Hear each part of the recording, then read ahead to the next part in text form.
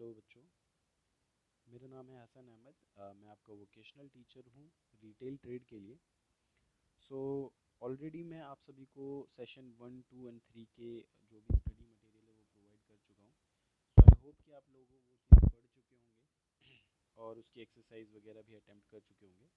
So let's start the session 1, जो कि है basic of retailing. So let's see. Retail is a business deal in which the seller sells small quantities of goods to the customer as per their needs. सो अगर मैं simple terms में इसको बताना चाहूँ या डिस्क्राइब करूँ तो इसका मतलब ये होता है कि वो छोटे छोटे बिजनेस या छोटे या बड़े बिजनेसेस जो एंड कस्टमर्स तक एक प्रोडक्ट को पहुंचा रहे हैं। एंड कस्टमर का मतलब क्या हुआ?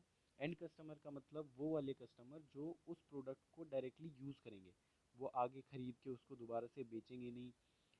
आगे खरीद के उसको किसी को देना देना वगैरह नहीं होगा। उसका मेन पर्पज़ ये होगा कि वो कस्टमर उस चीज़ को यूज़ कर रहे हैं। जैसे कि फॉर एग्ज़ाम्पल आप सब्जी लेते हैं एक वेंडर से, बाहर जो ठेला लगाने वाला है उससे आपने सब्जी ली और आप उसको खाने के लिए यूज़ करेंगे। तो आप हो गए इस केस में एंड यूज़र, और जो आपको सब्जी बेच रहा है वो आपका हो गया रिटेलर। नो मैटर कि वो कहाँ से वो चीज़ें लेके आ रहा है, ऑल दैट मैटर इज़ कि वो एक रिटेल आउटलेट उसका है जहाँ से हमको एक एंड प्रोडक्ट मिल रहा है। Then let's talk about the functions of retailers. So retailer के जो बेसिक फंक्शंस हैं वो चार तरीके के हैं। सबसे पहला फंक्शन है breaking bulk into smaller quantities. मतलब आपने कई बार देखा होगा कि जो शिपिंग होती है प्रोडक्ट्स की, जैसे मान लेते हैं फॉर एग्जांपल आपने चॉकलेट्स के बारे में देख लेते हैं। तो अब अगर एक कंपनी ने एक चॉकलेट बनाई, मान लीजिए कैडबेरी बनाई, तो वो उसको अगर एक चॉकलेट को भेजेंगे तब भी उतना ही पेट्रोल लगेगा। 10 चॉकलेट भेजेंगे तब भी उतना ही पेट्रोल लगेगा ट्रक में। और अगर उन्होंने 1 लाख ऑफ चॉकलेट्स भेज दी तब भी उनका इतना ही पेट्रोल लगेगा। सो इस चीज़ को बचाने के लिए, इस खर्चे से बचने के लिए कि जो कॉस्टिंग है उनके प्रोडक्ट के ऊपर ज़्यादा ना पड़ जाए ट्रांसपोर्टेशन कॉस्ट, तो उससे बचने के लिए वो लोग क्या करते हैं कि एक बल्क में ऑर्डर भेज देते हैं। लाइक उन्होंने 1 करोड़ चॉकलेट्स बनाई और एक साथ भेज दी, तो उनका पेट्रोल तो कम लगा। तो हर एक चॉकलेट पे उनका खर्चा आया 1 पैसा या 2 पैसा। सो अब इस बड़े से जो बल्क है इसको ब्रेक करता है कौन? आपका वेयर हाउस। वो सारा का सारा जो भी प्रोडक्ट है वो डिफरेंट डिफरेंट स्टेट्स में चला जाता है। जैसे दिल्ली चला गया, कुछ मुंबई चला गया, चेन्नई चला गया, ऑल ओवर द इंडिया चला गया हर एक स्टेट में। अब उस स्टेट में जो वेयर हाउसेज हैं वो वहाँ पर स्टोर हो जाएगा, छोटे छोटे कंटेनर्स में, छोटे छोटे बॉक्सेस में वो वहाँ पे कंटेन हो जाएगा। देन वहाँ पे कंटेन होने के बाद वो वेयर हाउस क्या करेगा, उसको होल सेलर के पास भेजेगा। होल सेलर कौन होते हैं? होल सेलर वो होते हैं जो उस बल्क मटेरियल, जो वेयर हाउस में बहुत सारा बल्क मटेरियल है उसमें से सिलेक्ट कर लेता है कि मेरे एरिया में मान लीजिए अगर 1 करोड़ उसके पास चॉकलेट्स रखी हैं, मेरे एरिया में सिर्फ 10,000 ही बिक पाएंगी। तो वो एक छोटे एरिया में उसको लेके आ जाता है। तो वो जो 10,000 हैं, अब उन 10,000 में से वो अपने आसपास के एरिया वाले जो रिटेल शॉप्स होती हैं, जो भी जितनी भी शॉप्स होंगी, बेकरीज वगैरह होंगी, उनको डिस्ट्रीब्यूट करना शुरू करेगा। सो अब वहाँ पे चाहे वो ऑर्डर्स ले 10 बेचे या 1,000 बेच दे या फिर 500 बेच दे, it doesn't matter. Alright students, so that's how वो ब्रेक करता है एक बहुत बड़ी क्वांटिटीज़ को। जो हमारा रिटेलर होगा उसने बहुत बड़ी क्वांटिटीज़ को हटा के एक छोटे छोटे अमाउंट्स में अपनी शॉप्स में उसको लगा लिया है, सो दैट उसको डायरेक्टली कस्टमर तक पहुंचाया जा सके। देन जो सेकंड हमारा फंक्शन है रिटेलिंग का, वो ये है कि अगर अब प्रोडक्ट हमारे पास आ गया है तो उस प्रोडक्ट की जानकारी जो भी है वो हमारे कस्टमर तक दे, जो हमारे एंड यूज़र्स हैं, जो हमारे कंज्यूमर्स हैं, उन तक पहुँचाएं। सो उन तक पहुँचाने के लिए वो क्या करते हैं, वो उनको डिस्प्ले पे लगाते हैं। यानी नई चॉकलेट्स आ गई तो उन्होंने सामने लगा दिया, या पोस्टर्स लगा दिए, स्टैंडीज लगा दी, एडवर्टाइज कर दिया उसका। तो इस तरह से वो क्या करते हैं, उसकी जो भी उनकी नॉलेज है उसके बारे में सारी की सारी इन्फॉर्मेशन प्रोवाइड करते हैं रिटेलर्स, सो दैट उनका जो जो प्रोडक्ट उन्होंने नया ख़रीदा है वो बिक जाए और लोगों को यूज़ करने के बाद उसकी अहमियत पता चले, वो उसको दोबारा यूज़ करें। सो इसलिए उसकी इन्फॉर्मेशन देना बहुत ज़्यादा ज़रूरी हो जाता है।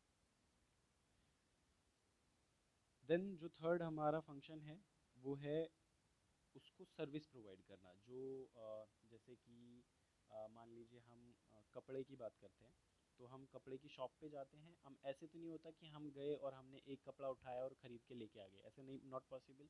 तो वहाँ पे जो सर्विस प्रोवाइडर है वो क्या सर्विस प्रोवाइड करता है, वो आपकी रिक्वायरमेंट पूछेगा कि आपको क्या क्या चीज़ की ज़रूरत है, किस तरीके का फैब्रिक आपको चाहिए। तो वो उस फैब्रिक में से आपको ऑप्शंस निकाल के देगा। ऐसा नहीं छोड़ देगा कि आप एक ओशन में हैं, आपको कोई चीज़ें मिल नहीं रही हैं, आप अपने आप चूज़ करिए और चले जाइए। ऑल्दो ऐसे ऑप्शंस हैं हमारे पास, लेकिन जो सर्विस, मैं पर्टिकुलरली सर्विस की बात कर रहा हूँ, तो इस तरह की कुछ सर्विस जो है हमारे रिटेलर प्रोवाइड करते हैं। जैसे आप किसी किराने की दुकान पे जाते हैं, तो आपको सामान निकाल निकाल के देना, ये एक सर्विस है। ये यहाँ पे वो प्रोडक्ट नहीं है, वो एक सर्विस प्रोवाइड कर रहा है। वो सामान उठा उठा के ला रहा है आपके लिए, चीज़ें इकट्ठा कर रहा है, आप तक वो सामान लेके आ रहा है। सो ये चीज़ें हैं, ये चीज़ें जो होती हैं ये सर्विसेज होती हैं।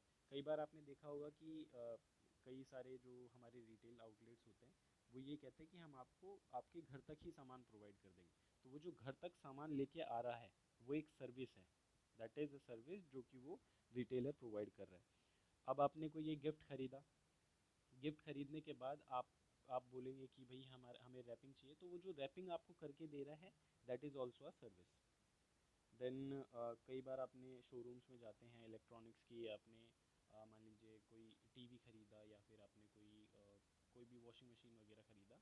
तो कई बार क्या होता है, आपको क्रेडिट फैसिलिटी प्रोवाइड करते हैं, लाइक कि आप कुछ छोटी छोटी इंस्टॉलमेंट्स में कुछ थोड़ा थोड़ा पैसा देके हमें एक साल में पूरा पैसा कर दें, तो ये भी एक सर्विस हो गई। सो इस तरह से तीन सर्विस हो गई। तो सो जो नेक्स्ट हमारी फंक्शन है रिटेलिंग का, वो है कि जो हमारे कस्टमर है उनको कन्वीनियंस मिल जाए, कंफर्टेबल मिल जाए, कंफर्टेबिलिटी मिल जाए। इसका मतलब ये होता है कि हमारा जो कस्टमर आ रहा है चीज़ें खरीदने के लिए, उसको कोई इश्यूज ना आए। वो खड़ा खड़ा वेट ना करता रह जाए पूरे टाइम, मतलब सामान लेने आया और घंटे भर तक खड़ा रहा, तो उसका मूड ख़राब होगा, वो दूसरी दुकान पे चला जाएगा, वो लेगा भी नहीं। तो ये हमें मेक श्योर करना होता है, एक रिटेलर को मेक श्योर करना होता है कि ज़्यादा देर वो खड़ा ना रहे, उसको जल्दी जल्दी सुविधाएं हों, और जो भी चीज़ें उसने बोली हैं वो चीज़ अवेलेबल हो उसके पास में। और सारी चीज़ें जो अवेलेबल हैं वो वहाँ से लेके जाए, वो आपका कंटिन्यूस कस्टमर बन जाए, ताकि आपको श्योरिटी हो जाए कि आपके पास इतना बिजनेस तो आने ही वाला है।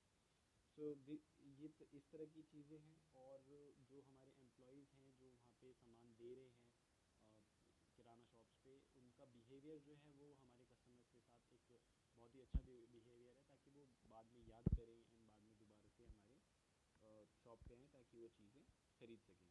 देन एक फिफ्थ पॉइंट है, it is an additional point. इसका सीधा सीधा मतलब ये है, फीडबैक देने का मतलब सीधा सीधा ये है कि आप अपने कस्टमर से पूछें कि आखिर हमारी आपको कमी या क्या चीज़ लगी, आपको क्या चीज़ अच्छी लगी, और अगर कोई कमी है तो उस पर हम काम करें, उस कमी को शॉर्ट आउट करें, उसको फिगर आउट करें कि किस तरह से इस चीज़ को और बेटर किया जा सकता है। एंड इस तरीके से हम अपना उस फीडबैक का यूज़ कर सकते हैं। And feedback is most important thing. आप कई बार गए होंगे, बड़ी बड़ी कंपनीज क्या करती हैं, आफ्टर आपका जो भी अपने, मान लीजिए आप अपनी कार लेके गए और सर्विस कराई, तो सर्विस के बाद आपको फीडबैक फॉर्म देते हैं। तो आप उसमें पॉइंट आउट करते हैं कि ये चीज़ें मेरे साथ नहीं है। मान लीजिए आपके एम्प्लॉय ने आपके साथ बिहेवियर अच्छा नहीं किया, आपने लिख दिया, तो अब वो अपने एम्प्लॉयज़ के बिहेवियर के ऊपर काम करेंगे, उसको बिहेवियर को अच्छा करने की कोशिश करेंगे, सो दैट जो इस बार इशू आया, नेक्स्ट टाइम वो इशू ना आए।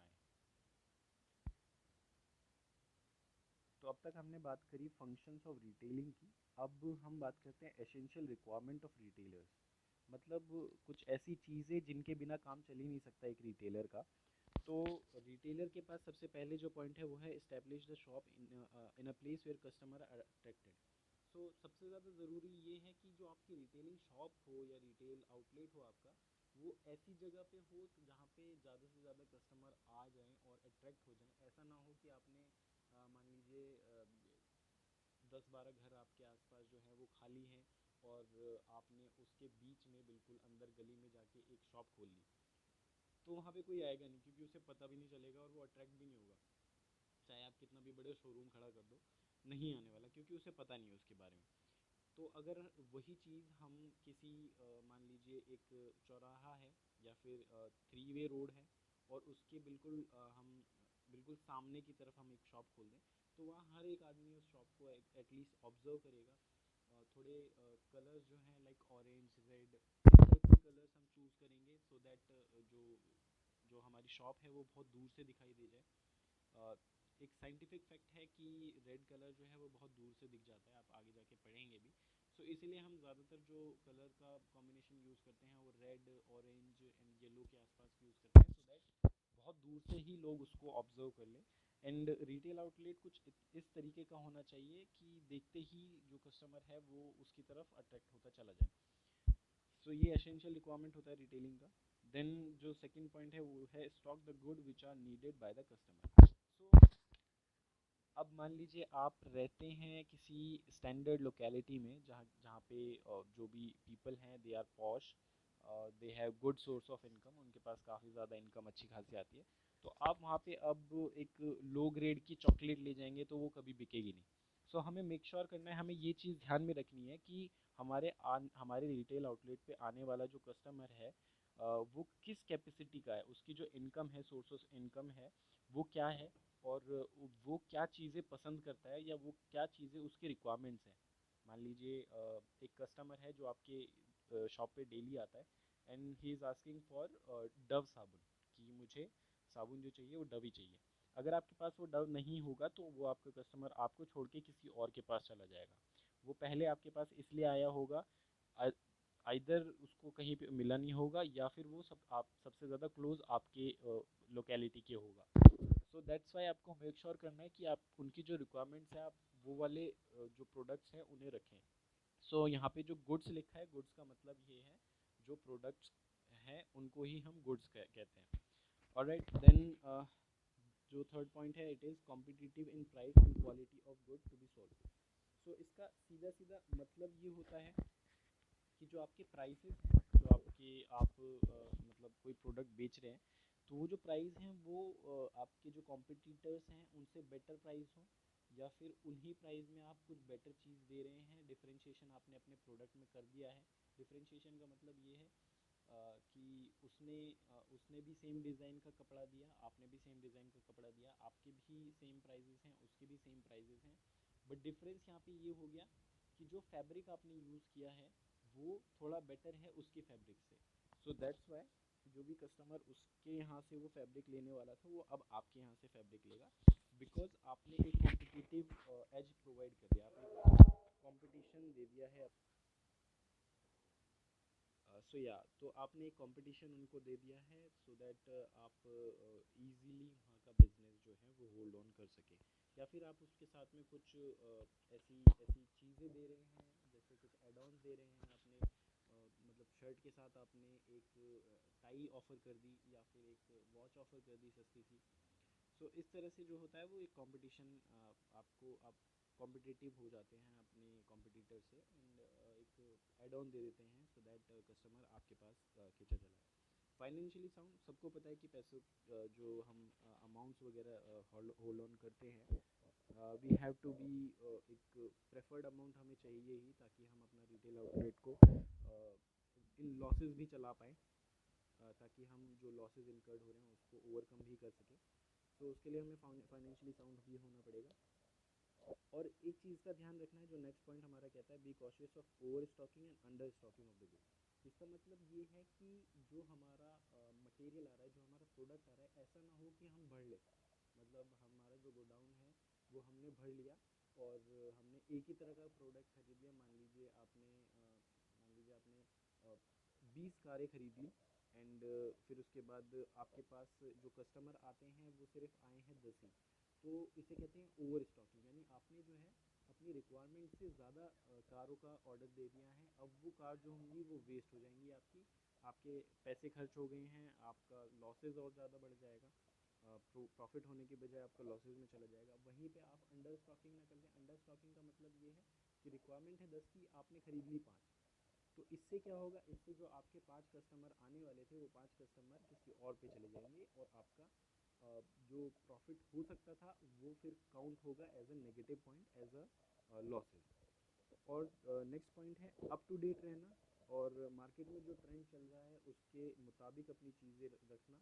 और उसके हिसाब से अपने आप को पोजीशन आउट करना। तो अपडेट रहना बहुत ज़रूरी है। अब मान लीजिए मैंने एक शॉप ली है या एक शोरूम खोला है कपड़ों का, और मैं उसमें डिज़ाइन दे देता हूँ पुराने वाले, मैं अपडेट नहीं हूँ, तो मेरे को लगता है कि ये जो मैं कपड़े मेरे पास हैं यही हमारे मार्केट में अभी चल रहे हैं, तो ये बिक जाएंगे। ऐसा पॉसिबल नहीं है।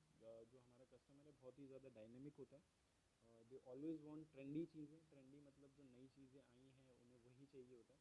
तो हम मेक श्योर करें कि हम अपडेट रहें, और जो भी ट्रेंड में अभी नया चल रहा है उसको पुल ऑन करें, वो चीज़ें खरीदें, और उतना ही खरीदें जितने हमारे पास कस्टमर आने की संभावनाएं हैं।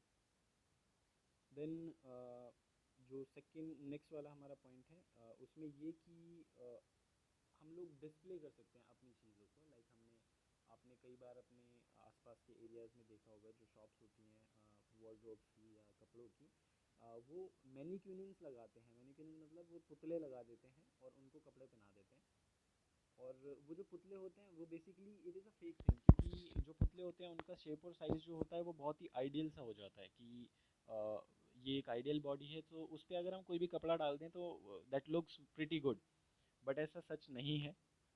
जो भी लोग आते हैं, हमारे जो कस्टमर आते हैं, they are of different shape and size, but just because उनको अट्रैक्ट करना होता है कि इस कपड़े में आप ऐसे लगेंगे, तो उसके लिए हम डिस्प्ले कर देते हैं उस चीज़ों को। ऑलराइट। नेक्स्ट पॉइंट जो आता है वो है always be accessible to the customer. Customer के लिए आपको एक्सेसिबल होना बहुत ज़रूरी है। एक्सेसिबल मतलब कस्टमर आपसे बात कर सके, वो आपसे इन्फीरियर फील ना करे, या आप उनसे इस तरह बिहेव ना कर दें कि वो नेक्स्ट इस बार तो ले जाएं लेकिन नेक्स्ट टाइम वो ले ना पाएँ। इस चीज़ को आपको मेक श्योर करना है कि आपका जो बिहेवियर है वो बहुत ही ज़्यादा फ्रेंडली हो जाए, वो आपको अपना मानने शुरू कर दें, आपसे कभी भी कांटेक्ट करें तो आपको हमेशा याद करें, और दोबारा से आपकी शॉप्स वगैरह पे आएँ, आपके शोरूम वगैरह में आएँ, सो दैट हमको एक कंटिन्यूस बिजनेस मिलता रहे।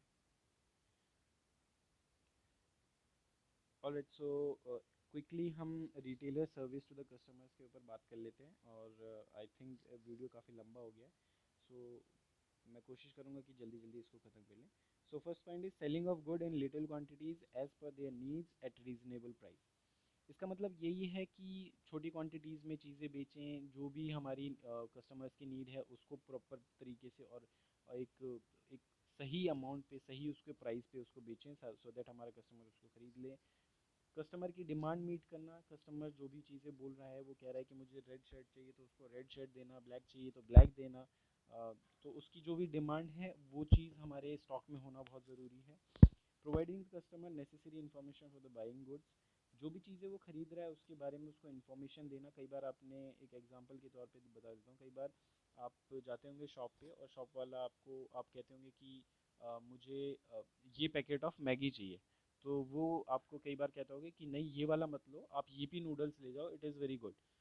इसका मतलब ये हुआ कि उसने वहाँ पे आपको एक इन्फॉर्मेशन दे दी कि ये भी हमारे पास एक प्रोडक्ट है, आप उसको ट्राई करेंगे, इट्स ऑन यू नाउ कि आप उसको अच्छा समझते हैं या बुरा समझते हैं। इस तरह से नॉलेज दे देना अपने गुड्स के बारे में कि हमारे पास ये सारी चीज़ें भी रखी हैं, so it would create a great impact.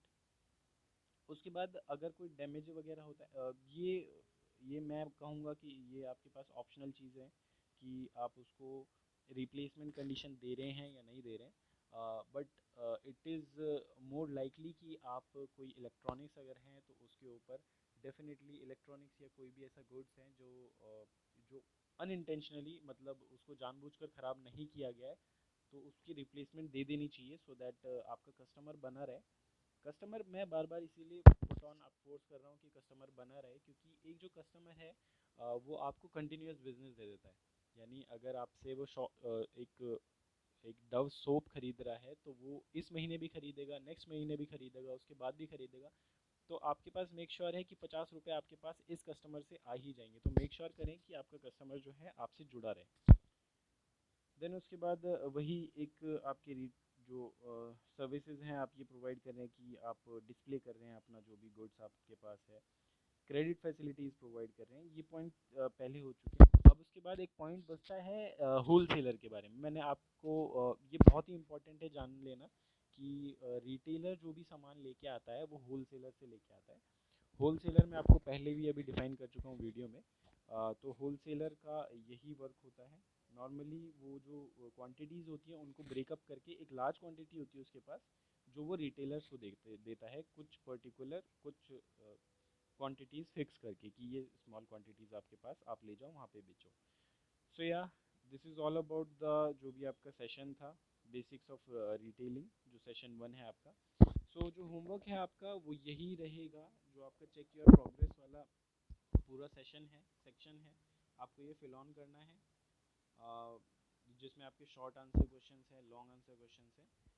Then उसके बाद मैं अभी आपको यहीं तक करने के लिए बोलूँगा, जो ई क्वेश्चंस हैं जहाँ पे लॉन्ग आंसर क्वेश्चंस हैं, इनको अपनी कॉपी में करिए।